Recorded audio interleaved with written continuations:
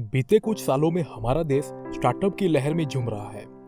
ऐसे बहुत कंपनी हैं जो बहुत ही कम समय में आसमान की ऊंचाइयों को छू चुके हैं। जीरो से स्टार्ट करके आज हजारों करोड़ों तक जा चुके हैं। ऐसे ही एक कंपनी के सक्सेस स्टोरी लेकर आज आए हैं जो आपको मोटिवेट अंदर से कर सकता है।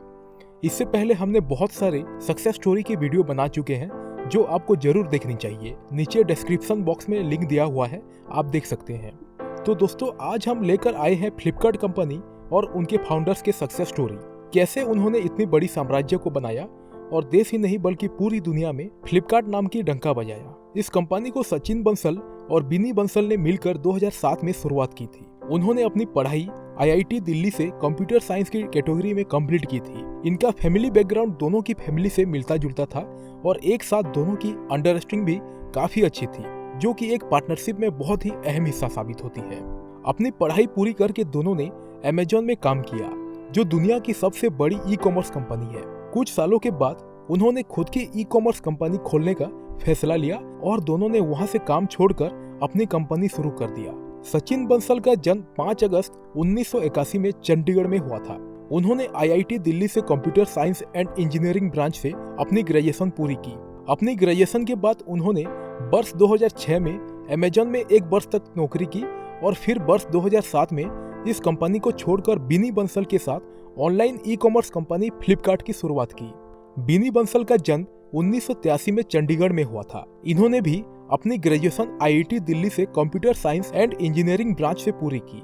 इन्होंने भी अपनी ग्रेजुएशन के बाद वर्ष 2006 में अमेजॉन में 1 वर्ष तक नौकरी की और फिर वर्ष 2007 में सचिन बंसल के साथ ऑनलाइन ई-कॉमर्स कंपनी फ्लिपकार्ट की शुरुआत कर दी। स्टार्टिंग में दोनों ने मिलकर 4 लाख रुपए का इन्वेस्ट करके सबसे पहले किताब बेचने का व्यापार आरंभ किया, जिससे शुरुआती 10 दिनों में एक भी ऑर्डर नहीं मिला। जिसके बाद आंध्र प्रदेश के एक ग्राहक ने living Microsoft to change the world नामक बुक ऑर्डर किया, जो कि उनका पहला ऑर्डर था। हम सब जानते हैं कि ऐसे कंपनी में से काम छोड़कर खुद की कंपनी का काम शुरू करना बहुत ही कठिन था और ये सबसे बड़ा रिस्क था जो सचिन बंसल और बिनी बंसल ने लिया था। दोनों ने 5 सितंबर 2007 में अपनी कंपनी की शुरुआत कर ली, जिसका नाम फ्लिपकार्ट रखा। फिलहाल तो बहुत सारी ई-कॉमर्स कंपनीज हैं, पर अगर बात करें 2007 की तो बहुत कम ई-कॉमर्स कंपनीज थी, क्योंकि उस टाइम लोगों की सोच कुछ ऐसी थी कि बिना देखे और छुए कपड़े लेना सही नहीं है और स्पेशली पहले पैसे कैसे दे सकते हैं। कई लोग कहते हैं कि फ्लिपकार्ट पहले एक किताब बेचने वाली कंपनी हुआ करती थी। ये बात सच है। फ्लिपकार्ट को शुरू करने से पहले सचिन और बिनी ने प्लान बनाया कि किस तरह से उन्हें अपने बिजनेस को भारत में शुरू करना है और उसे बढ़ाना है। उन्हें पता था कि एकदम से कोई नई चीज लाने से हो सकता है वो असफल हो जाए, पर उन्होंने इस रिस्क को थोड़ा सोच समझ कर लिया। साल 2007 में उन्होंने अमेजॉन को छोड़ा और अपना बिजनेस शुरू किया। ये बिजनेस था किताब बेचने का। उन्होंने किताबों को बेचने वाली एक वेबसाइट बनाई और उसका नाम फ्लिपकार्ट रखा। ये खुद कई बुक स्टोर के सामने खड़े होकर पर्चे बांटा करते थे और उन किताबों की डिलीवरी अपने स्कूटर से किया करते थे।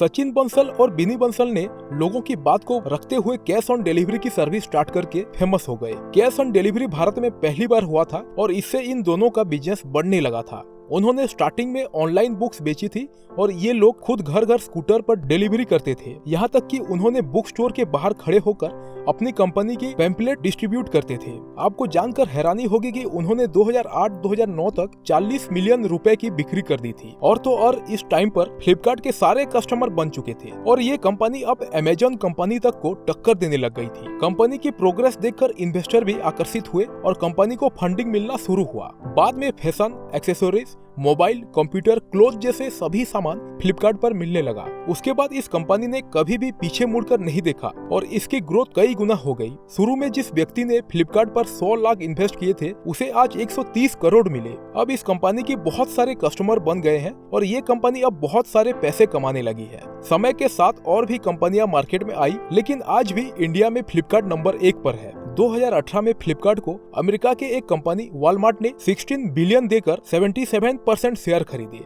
आज फ्लिपकार्ट में 30,000 से ज्यादा कर्मचारी हैं और 2019 में इनकी रेवेन्यू 5 बिलियन थी। इससे हमें ये सीख मिलती है कि सच्ची लगन से की गई मेहनत रंग लाती है और हमें सफलता की जोखिम उठाने से भी घबराना नहीं चाहिए। आज फ्लिपकार्ट इस बात का प्रमाण है कि सपने देखने और उन्हें पूरा करने की योग्यता और क्षमता हो तो कुछ भी संभव है। ये पहली कंपनी है जो स्टार्टअप के रूप में शुरू हुई और $1 अरब से ज्यादा के कारोबार का लक्ष्य हासिल किया और निरंतर आगे बढ़ती जा रही है। लेकिन ये बहुतों को मालूम नहीं होगा कि इसकी शुरुआत 2 बेडरूम के फ्लैट से शुरू हुई थी। आज ये 23 लाख लोगों को रोजगार देती है। फ्लिपकार्ट आज के समय में कितनी सफल है, इसका अंदाजा हम इस बात पर लगा सकते हैं कि फ्लिपकार्ट साइट की एलेक्सा रैंक 7 है इंडिया में। 15,000 लोग इसमें काम करते हैं और इसकी कीमत $1 बिलियन है। फ्लिपकार्ट की कीमत दिन ब दिन बढ़ती ही जा रही है। 80 कैटेगरी में 150 मिलियन से अधिक प्रोडक्ट को मिलाकर फ्लिपकार्ट देश की प्रमुख ई कॉमर्स कंपनियों में से एक है। ये बड़े बड़े सोशल मीडिया प्लेटफॉर्म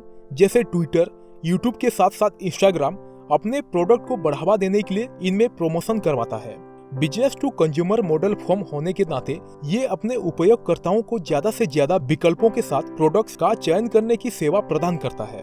सचिन ने बताया कि इसके सभी स्टोरों का कुल आकार 1 अरब वर्ग फुट से ज्यादा है। अमेरिका में इसके लगभग 5,000 स्टोर हैं, जबकि विदेशों में 6,000 से ज्यादा। ये भारत के 9 राज्यों में मालिकाना हक के साथ 21 स्टोरों का संचालन करती है जो कैश एंड कैरी सिस्टम पर चलते हैं। इसका बेंगलुरु में एक ग्लोबल रिसोर्स सेंटर और टेक्नोलॉजी सेंटर है जिसमें 1200 इंजीनियर काम करते हैं। कंपनी ने 100 मिलियन रजिस्टर्ड यूजर का आंकड़ा क्रॉस किया है। इस आंकड़े को छूने वाले देश की पहली कंपनी बन गई है। इससे पहले सिर्फ यूएस और चीन की कंपनी ही छू सकी थी। फ्लिपकार्ट ने 2014 में ई कॉमर्स कंपनी मिंत्रा का अधिग्रहण किया था। मिंत्रा ने बाद में fashion e commerce company Jabong को खरीद लिया। 2016 में इसने फोनपे को खरीदा। आपको सुनकर हैरानी होगी कि 2014 में फ्लिपकार्ट ने केवल 10 घंटे के सेल में कुल $6.5 बिलियन का व्यापार किया था। इस आयोजन का नाम द बिग बिलियन डे रखा गया था। फ्लिपकार्ट ने इस सेल को ई कॉमर्स का सबसे बड़ा सेल बताया था। इसी वर्ष दिसंबर के दौरान फ्लिपकार्ट ने घोषणा किया कि वो सिंगापुर की एक कंपनी के साथ मिलकर काम करने वाला है। इस पार्टनरशिप के जरिए फ्लिपकार्ट एक पब्लिक कंपनी हो गया जिसकी कुल बजट $700 मिलियन से अधिक की थी।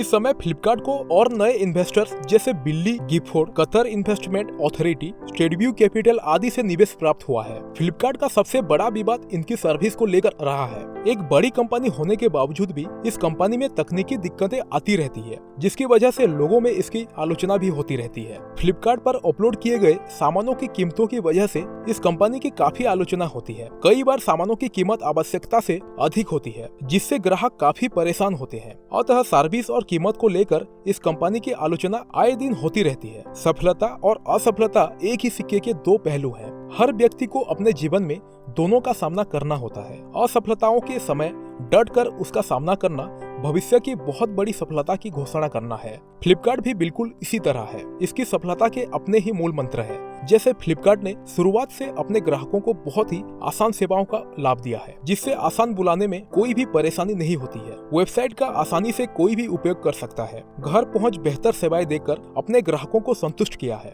कैश ऑन डिलीवरी तथा सभी प्रकार के कार्ड की सुविधाओं को चालू कर भुगतान की प्रक्रिया को आसान कर दिया है।